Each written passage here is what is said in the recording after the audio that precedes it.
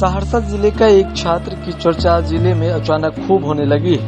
इस छात्र ने एक ऐसा काम किया है जिसके बाद लोग इनकी जमकर तारीफ भी कर रहे हैं। एक कहावत तो आपने जरूर सुना होगा, आंखों में नींद बहुत है पर सोना नहीं है। यही समय है कुछ करने का मेरे दोस्त, इसे खोना नहीं है। इसी बुलंदी के साथ सहरसा जिले के बैजनाथपुर के रहने वाले राहुल रोशन के पुत्र रवि प्रकाश अपने साइकिल से ही भारत भ्रमण यात्रा की शुरुआत की, जो यह यात्रा 242 दिनों में सफल हुआ।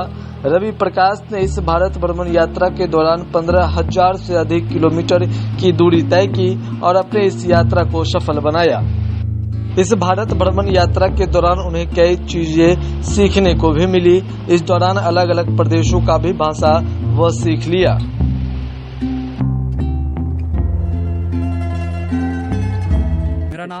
मेरा नाम रवि प्रकाश है और मैं साइकोलॉजी से ग्रेजुएट स्नातक का छात्र हूँ और अभी मैं संपूर्ण भारत साइकिल यात्रा पे था और लौटा हूँ। अभी कहाँ आपने सफर तय की है? मैंने 242 दिनों में लगभग 15,000 किलोमीटर की यात्रा करके, जिसके अंदर झारखंड से शुरुआत करके बोकारो से बिहार अपना स्टेट और फिर उसके बाद वेस्ट बंगाल, पश्चिम बंगाल, सिक्किम, असम, फिर उसके बाद वापस से बंगाल वापस से क्रॉस करके उड़ीसा, फिर आंध्र प्रदेश, तमिलनाडु, पांडिचेरी, केरला, साउथ में केरला तक, फिर नॉर्थ से अगर देखें तो जम्मू कश्मीर, लद्दाख, हिमाचल, उत्तराखंड, फिर ये हरियाणा, पंजाब, यूपी, ऐसे करते हुए दिल्ली और यहाँ तक हमारा अभी तक यात्रा पहुँचा। इस सफ़र में आपको क्या सीखने को मिला?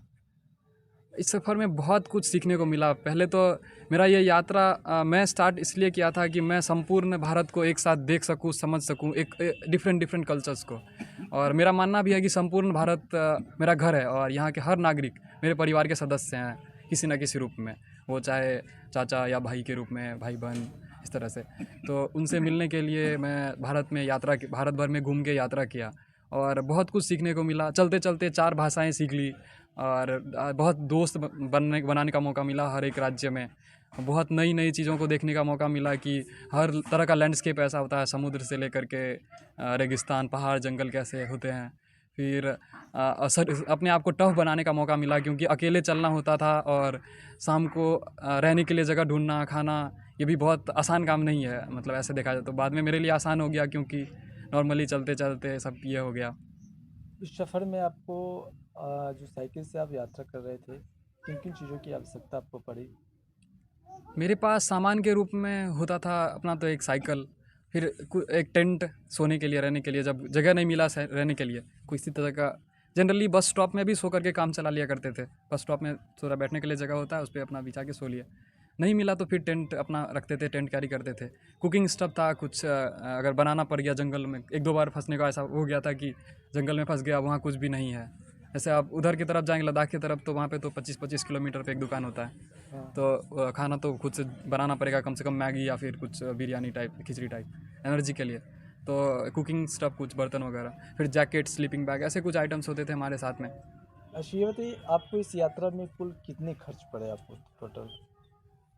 ऐसे मेरा नॉर्मल खर्चा एक दिन का 100 से 200 के आसपास था क्योंकि रहने का खर्चा पूरा ख़त्म और चलने का तो मेरे पास मेरा साइकिल है, वाहन। खाने का भी खर्चा बहुत कम है क्योंकि जहाँ भी जाएंगे लोग बहुत अच्छे हैं। आप ढाबा वगैरह में खाना खाएंगे तो बहुत जगह पैसा नहीं लेते हैं, लेकिन और हम मंदिर गुरुद्वारे में लंगर वगैरह भी चक्कर के काम चला लेते। तो इस तरह की यात्रा में बस एक अपना एक तरह इच्छा शक्ति होना चाहिए करने के लिए कि हमको करना है, तो उसके आगे खर्चा कोई बाधक नहीं बनता। अच्छा, आगे का क्या प्लानिंग है आपका? आगे का तो प्लान ये है कि यात्रा तो कभी ख़त्म नहीं होगा, धीरे धीरे चलता रहेगा क्योंकि तो थोड़ा भारत इतना बड़ा अपना देश कि कितना भी ज़िंदगी घूमते रह जाएं, देश भी नहीं घूम पाएंगे, दुनिया तो है।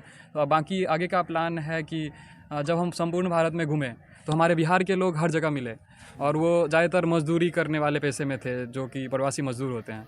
तो उनको देख करके, हर जगह देख करके मेरा थोड़ा ये हुआ कि हमको इनके लिए कुछ करना है। इसके बारे में क्या कहेंगे, मेरा पोता बच्चों से ही बहुत होनहार है और नवोदय विद्यालय का छात्र रहा, फिर बोकारो से इंटर किया, कुछ आविष्कार भी किया जिसके फलस्वरूप इन्हें दिल्ली में भारत सरकार की ओर से पुरस्कार भी मिला। और ख़ास करके जब ये साइकिल से भारत भ्रमण पर निकल रहा था तो हम लोग को कोई जानकारी नहीं थी। 1 सप्ताह के बाद मोबाइल पर देखे तब पता चला, क्योंकि इनको डर था कि हम कह के जाएंगे तो दादाजी हमको शायद नहीं जाने देंगे, इस ख्याल से ये निकला। खैर बहुत ही साहसी काम किया है, मामूली काम नहीं किया है। मुझे मेरे पोता पर गर्व है, इसका भविष्य उज्जवल हो, यही मैं कामना। क्या नाम है उसका? कमलेशी प्रसाद यादव, सेवानिवृत्त प्रधानाध्यापक। और शुरुआत में तो मुझे काफ़ी मुश्किलें, काफ़ी दिक्कत हुआ। आप सोच सकते हैं कि एक पिता को उसके पुत्र अगर पटना छोटा सा जगह कहीं जाता है तो 2-3 बार मोबाइल फ़ोन से पूछते रहता है। लेकिन मेरा बेटा लगभग 6-7-8 महीने की यात्रा पर निकल रहा था और काफ़ी मुझे भी लगा, इनकी मम्मी भी काफ़ी मतलब रोष प्रकट करती थी कि क्या आप इनको आदेश दे दिए जाने का।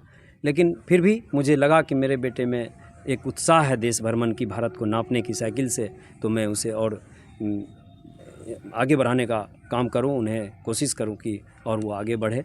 मेरी शुभकामना है। क्या नाम हुआ? मेरा नाम राहुल रोशन है।